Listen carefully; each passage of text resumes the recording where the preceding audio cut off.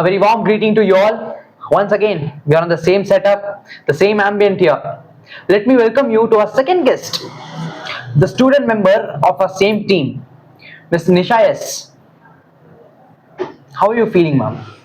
Firstly, thank you so much for having me on this podcast. I'm overwhelmed to be the part of this podcast. At the last episode, we had Ms. Salome Margaret S., who spoke about the different types of pregnancy-related violence.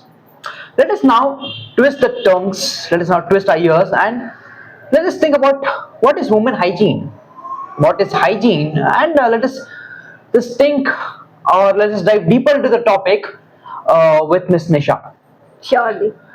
So, ma'am, how do you think that as a woman, how would you promote this woman hygiene, or the how the health and hygiene of women should be maintained to the rural people? See, as being a woman, I truly say that majorly providing awareness about human health hygiene in rural areas are majorly started from creating awareness and education. What I would like to say is that providing rural areas a proper creating awareness and a small group discussion or even providing them a practical demonstration in a local language can make a real difference. And even we can include asha workers, schools, and some anganwadi centers, uh, which they have taken the already trust of the communities. So through these platforms we can give them a proper information about menstrual hygiene and even sanitation, nutrition, and the importance about health, daily regular checkups for women, whatever we have in our upcoming lives or whatever are going on their lives. We can provide a proper information using these platforms. And when we speak about women hygiene, I don't think it should only include hygiene for a woman, but it should be an overall hygiene, like how you need to maintain the discipline in your life. Because the first hygiene comes from the discipline in your life. Yeah. So whenever you are having a discipline in your life, whoever it might be a man, women, or whoever it is, might be a kid, it might be an adult. So everyone, when there's discipline in life, hygiene starts from there. Yeah. So when I think about this providing hygiene, like giving them some suggestions, helping the rural people, don't you think that the men should also know about the women hygiene? Even they should be concerned about how their wife, their mother, their sisters, or their friends are. Yes, absolutely. Like, I absolutely think that men should be aware of women health and hygiene because a man, he is a major part of families and communities. If he has a better yeah, if he has a better understanding about human health and hygiene, he creates a safer environment around women. They usually make normalized conversation about human health and hygiene, which can be treated as women to easily speak out whatever the conversation of their health loudly or even openly. So even rather than treating them as a taboo, they can normalize the conversation of human health and hygiene. This is what I can say. So, like, can you suggest some daily practices what these rural people can understand? Not only rural people, we can say like every woman who will be watching this podcast Yeah. should understand the essence of the hygiene, the essence of the discipline in their life, Yeah. the essence and the very importance. What this hygiene and the health plays a role in their life. Yeah, so true, Nayan. So what I can say is like normal small daily practices can make a huge difference. For example, a regular bathing or using a clean sanitary products, or we can say that more self care, or even practicing a proper way of sanitation, or even drinking a safe water can make a huge difference and even provide a very good life, and even it can help preventing illness and even many major infections. A very nice one, Nisha. Basic thought came in your mind, which is like a very old traditional practices. Like people, if you have grandmother, not only any old person in your home, Yeah. so they have a different thinking, comparative. to the modern people, the Gen Zs and the Gen Alphas and all who are Yeah. recently raised. So they have a different thoughts about the menstruation cycles and the menstruation thing. Like for example, there's a traditional taboos which runs in the Indian homes where if you are on menstruation cycles, no, you don't need to touch that thing. You don't need to go in the kitchen, or don't worship God. Whereas you can see somewhere in the part of Odisha, I'm sorry, Orissa or the east side people, most of the time, east or the west side people, they tend to even worship the god, worship the menstruational god. Yeah. Okay, I'm sorry if I'm hurting anyone's sentiments or whatever it is. I might be wrong in spelling that word or pronouncing it wrong, or else it might be false information. I'm not giving you false information, but still, menstruation god might sound you bad or might sound you wrong. So, don't you think this kind of taboos or this kind of traditional practices should be stopped now somewhere? Yeah, I do agree. So the point is, you are talking about the myths. Yeah. Usually, we have grew up like listening to so many myths. For example, most of us we have listened myths around menstrual cycles. So, for example, they follow this myth. It's like if a girl, if she's on her menstrual cycle way, so she's told that she should not bathe every day, or she should avoid her daily practices or activities. She should be like she can't do anything on that day particularly. These all myths are like not scientifically true. So what I believe is this kind of myths should be stopped, because these kinds of myths create a kind of fear or some kind of a shame, or even they or even like, and they create an unnecessary restriction. Instead of helping the woman to like suffer whatever, already she'll be like suffering a lot in that phase. So instead of providing her a proper way to get rid of it, they are creating unnecessary restrictions around her. So even I like agree to your point, it should be stopped. Yeah. Like, how do you balance this traditional things or the traditional practices at home with these modern ideas and all? Because when you when you differentiate between the traditional practices and the modern outcomes, Yeah. you see there's a difference of opinions. There are difference of thoughts and the advices which they give. Like whenever you open Instagram and you scroll, there are different female influencers who speak different thing about the menstruationals or the whatever the woman hygiene it is. Yeah. And there's a different thing what at your home the traditional practices they do. Like once I suggested some like the pineapple and all to my girlfriend a day when she was on the menstruation cycles. So, how do you think? How do you balance these things? So like I'll say that traditional practices, so I say that traditional practices can be respected, and even they can be followed as much as they are like proper and hygienic. So I'll not say that we should not practice traditional whatever the staff is, right, like you asked me. I just say that it is okay to respect and even followed as long as it is safe and hygienic. Then what I say is like, however, modern medical knowledge should help us to gain knowledge about how to maintain a proper health or hygiene. So what I say is that if traditional culture whatever we'll respect should go hand in hand with medical knowledge, so it would be a proper way to maintain a balance in an environment and even in a human health. If we balance both tradition culture and even a medical knowledge, would go proper way to be in a proper motive to prevent a woman from being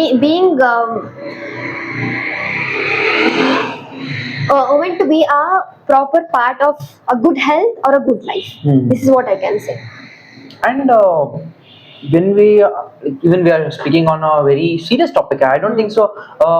Women hygiene and health of a woman is a ignorant topic. Okay, Yeah. it's a very serious topic where even men should take care of it. Yeah. Because you being a man, you being a very responsible person in the society, Yeah. should have the responsibility on your shoulders at how women are around you. So like one question just came in your mind, like the okay, it might be a very education for me also. Like when people say like when women are their menstruation cycles, so they are stressed, they are different, they have, you know, their brain works different. Yeah, Okay, so true. I don't know much thing about it, because yeah, I believe in it, because that time they have mood swings and all. So do you think these things are myth, or these things are literally true, it happens, and people around them should also take care how to treat them and all, you know, this princess treatment sometimes we Yeah. give and all. Yeah. Yeah, firstly, it is not a myth. It is Yeah. the actual fact. We feel so much of stress. We have so much of mood swings going on.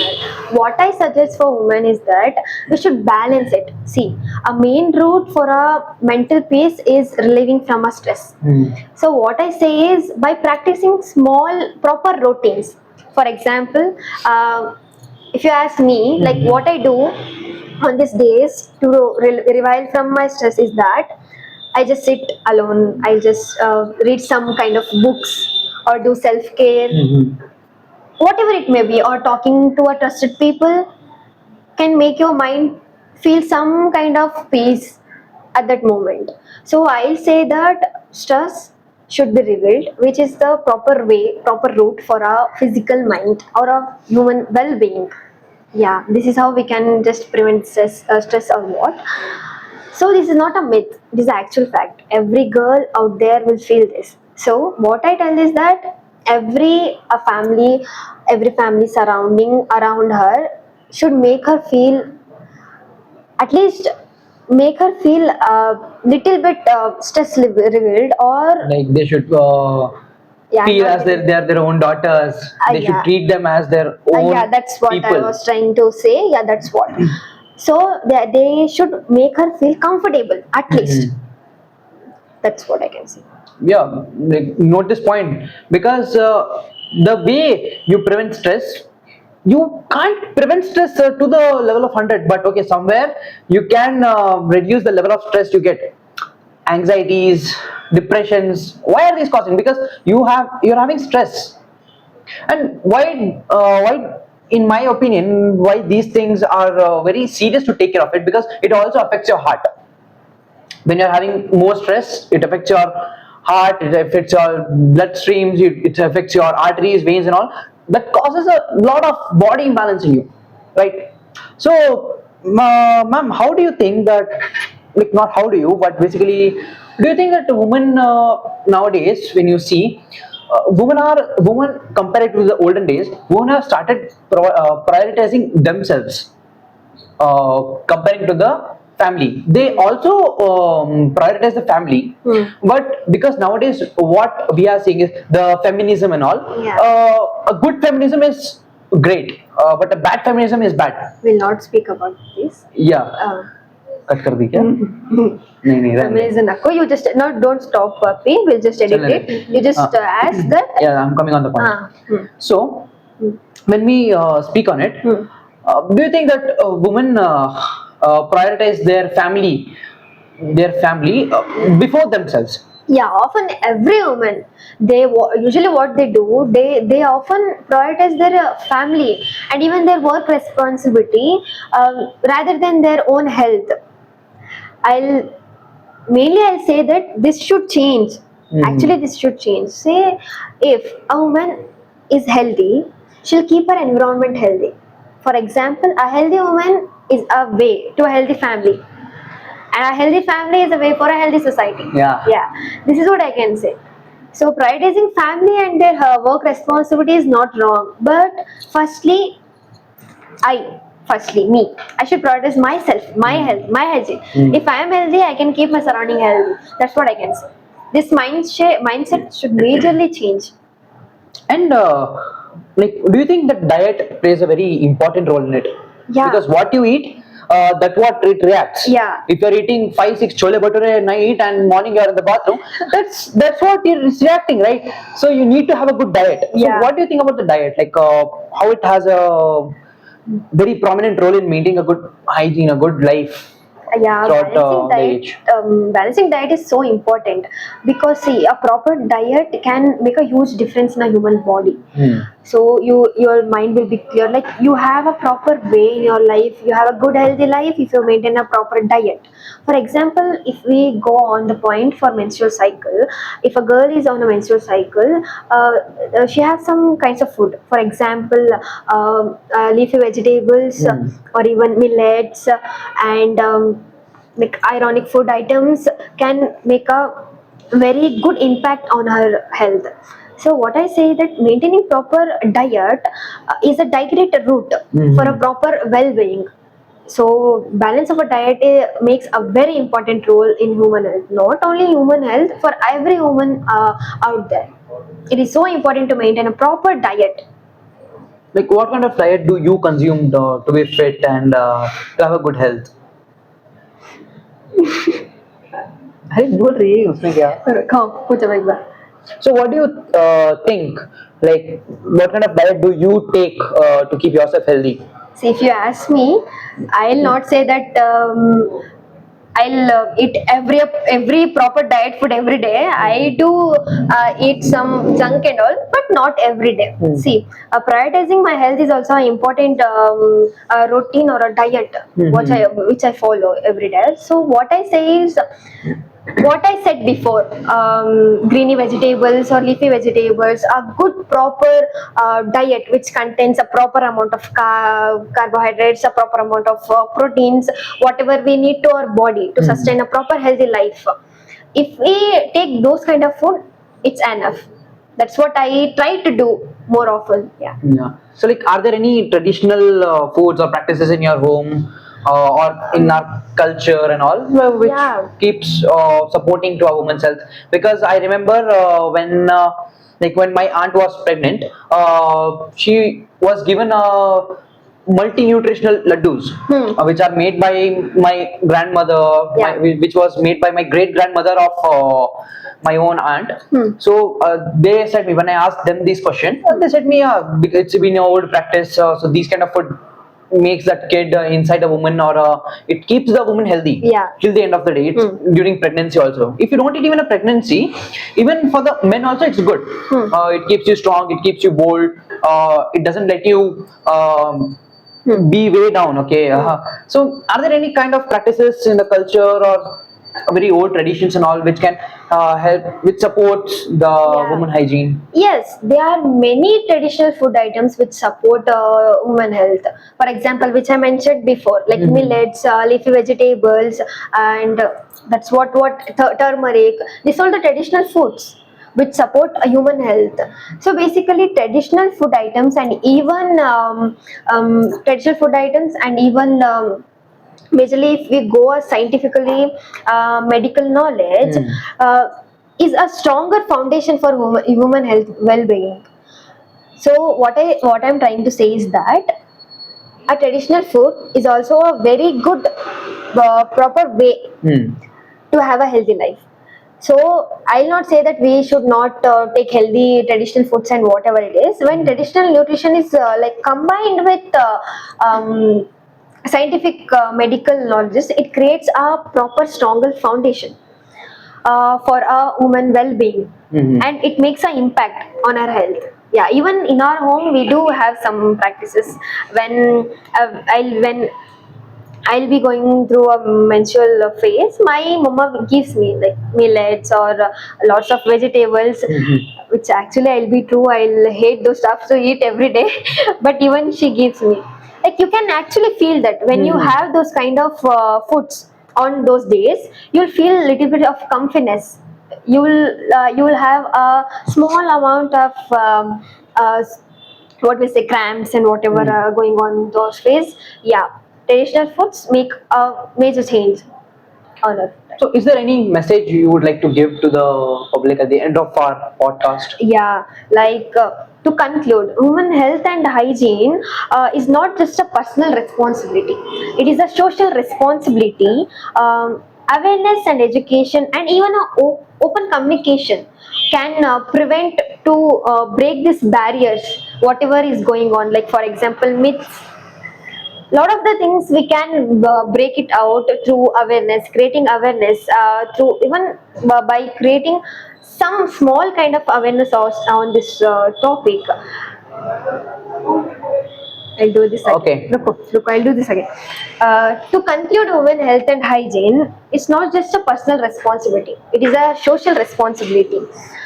So awareness and education can break a major barrier about this menstrual cycle myths and whatever it is. So firstly, I would like thank you for having me on this podcast, and I'm so happy to be a part of this platform and talking about this major important issue. Thank you so much. Thank you, ma'am. So remember, guys, good food, good coffee in your environment, stressful environment, maintaining your good friends reduces your stress.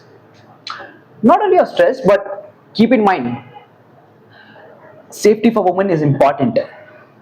Before women, men, you men, be intellectual, be thoughtful of what you're doing. With this, I would like to conclude. With this, I would like to thank all our setup, all our cameramen, and all our different faculties and the members who have been participated in this competition. Thank you.